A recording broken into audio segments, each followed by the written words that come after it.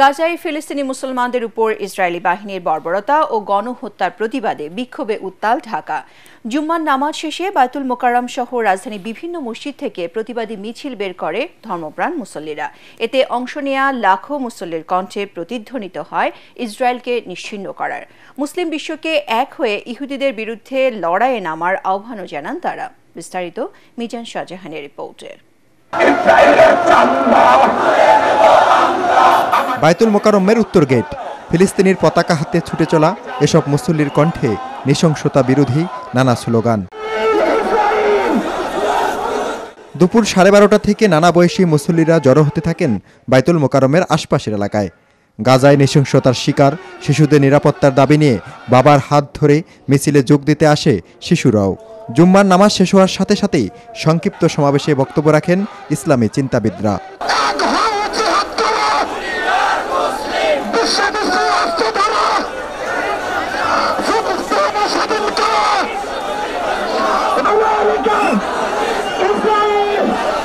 পরে সর্বস্তরের মুসল্লিদের অংশগ্রহণে শুরু হয় বিক্ষোভ মিছিল। বিভিন্ন ব্যানারে এতে অংশ নেয় লাখো মুসল্লি।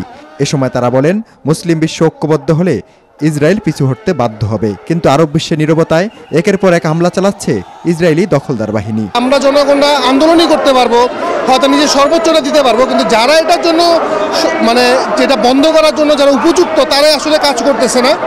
আমি মনে করি আরব বিশ্বের নেতাদের, বিশ্ব মুসলিম এবং বিশ্ব মুরলদের এটা নিয়ে ভাবা উচিত। বহির্বিশ্বর যত মানুষ আছে, ইসলামিক যারা আছে, তারা এই ক্ষেত্রে পদক্ষেপ নিচ্ছে না। এই ক্ষেত্রে আমাদের অবশ্যই পদক্ষেপ নিতে হবে। যুক্তরাষ্ট্রের মদদে ইসরায়েল আরো বেপরোয়া হয়ে উঠছে বলেও অভিযোগ করেন তারা। এগুলো তো সম্পূর্ণটা আমেরিকার মদতেই করতেছে। আমেরিকা যদি তাকে সাহায্য না করতো, ডোনাল্ড ট্রাম্প যদি এগুলা বৈধতা না দিত, তাহলে তো এরকম করতে পারতো না। 65% পর্যন্ত বিদ্যুৎ সাশ্রয়ী হাইসেন্স এসি, যার ফাস্ট কুলিং মোড দ্রুত ঘর ঠান্ডা করে। হাইসেন্স। মুসল্লিরা বলেন, জাতিসংঘ ওআইসির মতো আন্তর্জাতিক সংস্থাকে বাধ্য করতে হবে যুদ্ধের নামে ইসরায়েলের নৃশংসতা বন্ধের উদ্যোগ নিতে। একই সাথে বাণিজ্য নিষেধাজ্ঞা জারি করে বিশ্ববাসীকে ইসরায়েলের পণ্য বর্জনের আহ্বান জানান তারা। কোনো জায়গায় এরকম 100 কুকুরকে এইভাবে বম মেরে মারা ফেলা হতো, তাইলে তো সারা দুনিয়ার নেতারা প্রেস ব্রিফিং করতে সোচ্চার হয়ে যেত। তো আজকে মুসলমান 50,000-এর উপরে মুসলমান মেরে ফেলছে, এর মধ্যে অধিকাংশ বাচ্চা শিশু। তো তাদের ব্যাপারে তারা কেন নিশ্চুপ?